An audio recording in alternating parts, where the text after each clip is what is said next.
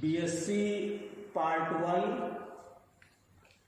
में 3 पेपर होते हैं। पेपर फर्स्ट इनऑर्गेनिक केमिस्ट्री का, पेपर सेकंड ऑर्गेनिक केमिस्ट्री का और पेपर थर्ड फिजिकल केमिस्ट्री का। हम लोग यहाँ पर इनऑर्गेनिक केमिस्ट्री पेपर फर्स्ट की बात करेंगे।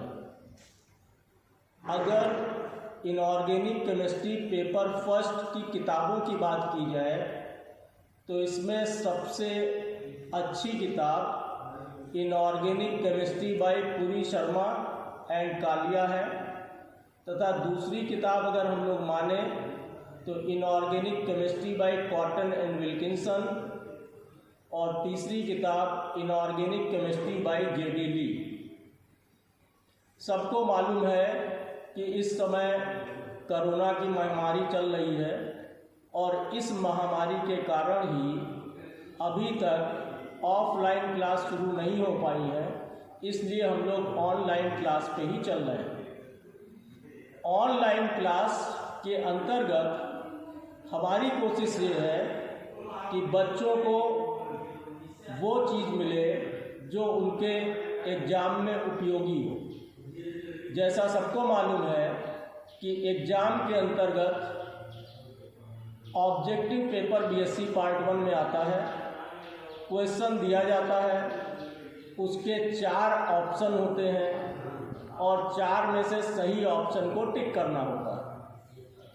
हम लोग यहाँ पे जो पहला टॉपिक शुरू करेंगे उसका नाम है VSEPR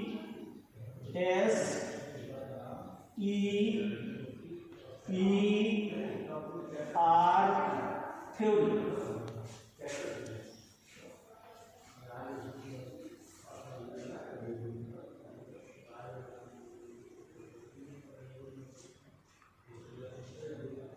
जैसे किसी भी बच्चे से हम पूछें कि H2O का शेप क्या होता है तो वो शायद बता दे कि इसका शेप V शेप होता है। अगर हम NH3 का शेप पूछें तो बच्चा बता देगा कि इसका शेप पिरामिडल होता है। लेकिन इसी तरह से अगर हम शेप पूछते जाए तो कोई 10 शेप बता सकता है, कोई 20 बता सकता है। लेकिन ये थ्योरी जिसका नाम VSEPR थ्योरी है, इसकी सहायता से हम लोग बहुत से मॉलिक्यूल्स का शेप बता सकते हैं। सबसे पहले बात करते हैं कि इस शब्द का पूरा नाम क्या है। तो यहाँ पे पहला शब्द है V और V का नाम है वैलेंसी। V का नाम है वैलेंसी। क्योंकि हमारे क्षेत्र में हिंदी भाषा के छात्र ज़्यादा हैं, इसलिए हमें हिंदी में भी समझना अति आवश्यक है। वैलेंसी का मतलब होता है संयोजी। इसके बाद में दूसरा शब्द आ जाता है S। S का मतलब होता है सेल, और सेल का मतलब होता है कोश। इसके बाद में तीसरा शब्द आता है E, जिसका मतलब होता है इलेक्ट्रॉन। E का मतलब इलेक्ट्रॉन। इलेक्ट्रॉन के बारे में सब लोग जानते हैं कि एटम में न्यूक्लियस के आगे एक निगेटिव पार्टिकल है जो सर्किल किया करता है, जिसको हम इलेक्ट्रॉन कहते हैं। इसके बाद में शब्द आता है लेटर P। P का मतलब पेयर, और पेयर का मतलब युग्म। P के बाद में R। R का मतलब होता है रिपल्सन।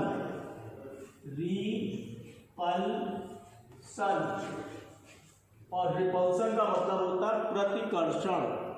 तो अब पूरी थ्योरी का नाम हो गया valence, shell, electron, pair, repulsion theory. इस पूरी थ्योरी को हम लोग कहेंगे संयोजी कोश के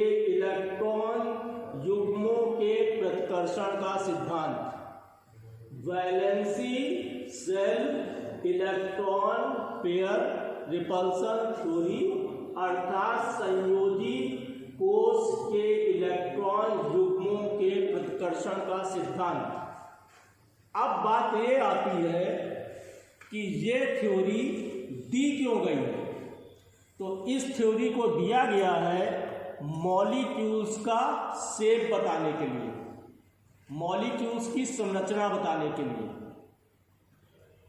इस थ्योरी को देने वाले सबसे पहले साइंटिस्ट थे सिडविक और पावेल, जिन्होंने इस थ्योरी को 1940 में दिया था। सिडविक और पावेल, एम सिडविक और एच पावेल, और इस थ्योरी का विस्तार किया था गिलेस्पी और नायोम ने, और ईयर था 1957। तो valency shell electron pair repulsion theory was first given by Sidgwick and Powell in 1940 and it is extended by Gillespie and Naum in 1957।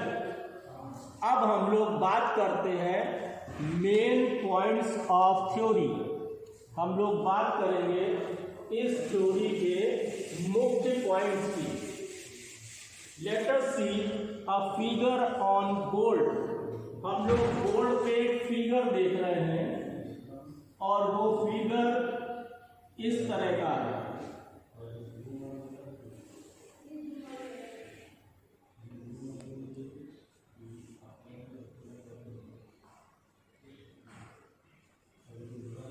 अब हम पूछेंगे कि इस चित्र में या इस डायग्राम का नाम क्या है।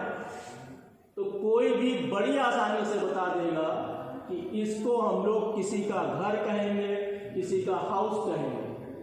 और जब हाउस होगा तो उसके अंदर कुछ ना कुछ लोग मौजूद होंगे, और हम मान लेते हैं कि इसके अंदर 3 लोग मौजूद हैं।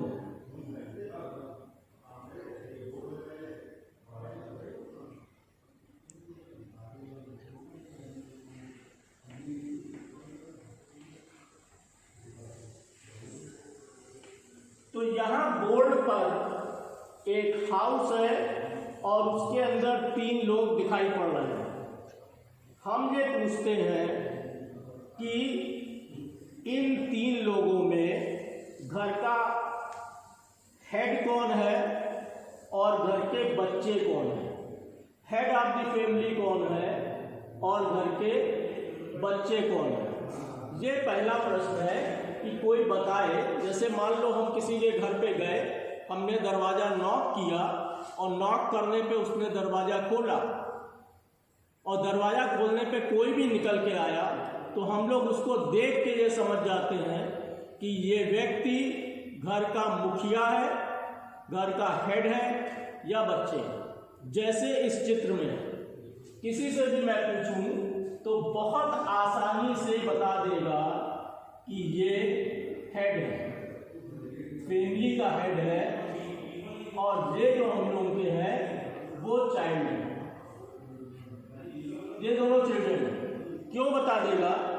क्योंकि जो बड़ा होगा घर का उसकी एज ज़्यादा होगी और वो एज उसके चेहरे पे दिखाई पड़ रही होगी। इसी तरह से जो छोटा होगा उसकी एज कम होगी और वो एज चेहरे पे दिखाई पड़ेगी। इसी को हम लोग दूसरे शब्दों में भी समझ सकते हैं कि घर में फादर की संख्या एक ही होगी या मदर की संख्या एक ही होगी, लेकिन बच्चों की संख्या एक भी हो सकती है और एक से ज़्यादा भी हो सकती है। इसी चीज़ को हमें समझना है।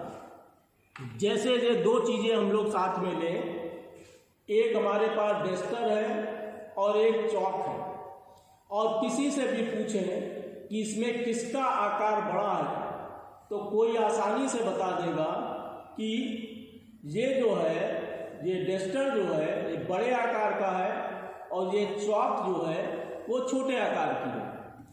अब हम लोग जो है थ्योरी की बात करते हैं। तो अब थ्योरी का पहला पॉइंट ये है कि in a molecule there may be two types of atom, one is known as central atom, another is known as associated atom. किसी भी अणु में दो प्रकार के परमाणु होंगे, एक को हम लोग कहेंगे केंद्रीय परमाणु और दूसरे को कहेंगे एसोसिएटेड परमाणु। अब केंद्रीय परमाणु की क्या विशेषता होगी कि उसका साइज बड़ा होगा और उसका जो नंबर होगा वो 1 होगा, और जो एसोसिएटेड एटम होगा उसका साइज छोटा होगा और नंबर 1 भी हो सकता है, 1 से ज्यादा भी हो सकता है। लेट अस सी एग्जांपल्स। Number 1 CH4। हम लोग CH4 की बात करें तो CH4 में इसका नंबर है 1, तो ये हो गया सेंट्रल एटम, और इसका नंबर है 4, तो ये हो गया एसोसिएटेड एटम। सेकेंड मॉलिक्यूल हम लोग बात करें NH3 की, तो NH3 में ये सेंट्रल एटम हो गया और ये एसोसिएटेड एटम हो गया। हम लोग थर्ड मॉलिक्यूल देखें H2O, तो H2O में ये सेंट्रल एटम हो गया और ये एसोसिएटेड एटम हो गया। अब इस पहले पॉइंट को सभी आसानी से समझ सकते हैं। पहला पॉइंट क्या कहता है कि in a molecule there may be two types of atom, one is known as central atom, another is known as associated atom. Central atom will be bigger in size and lesser in number, and associated atom is just opposite, smaller in size and higher in number. जैसे हमने पूछा SF6 कौन सा central atom है? Sulphur is central atom and fluorine is associated atom. हमने पूछा ICl2 minus which is central atom, iodine is central atom and chlorine is associated atom. हमने पूछा PCl5 phosphorus is central atom and chlorine is associated atom. तो पहला point अच्छी तरह से समझ में आया। ये पॉइंट हम लोगों को ये बताता है कि किसी भी मॉलिक्यूल में दो प्रकार के एटम होंगे, एक सेंट्रल एटम और एक एसोसिएटेड एटम। जैसे इस फैमिली में दो प्रकार के लोग हैं, एक हेड ऑफ फैमिली और दूसरा children of family. Head of family size में बिगर होगा, नंबर में 1 होगा, और चिल्ड्रन ऑफ फैमिली साइज में स्मॉलर होंगे और नंबर में ज्यादा होगा। अब हम लोग बात करते हैं पॉइंट नंबर 2 की, सेकेंड पॉइंट की। पॉइंट नंबर 2, मान लो इस फैमिली को कहीं मार्केट में घूमने के लिए जाना है और ये घूमते हुए किसी जगह पर पहुंच जाते हैं। वहां पे इस तरह की एक चीज बिक रही है। हमने पूछा कि ये क्या है, तो ज्यादातर लोग ये बता देंगे कि ये एक आइस क्रीम है, ये एक आइसक्रीम है, सभी लोग बता देंगे। और इस आइसक्रीम का रेट है 10 रुपीज। ये आइसक्रीम 10 रुपए की है। अब मान लो इनके पास 8 रुपीज है, इनके पास 5 है और इनके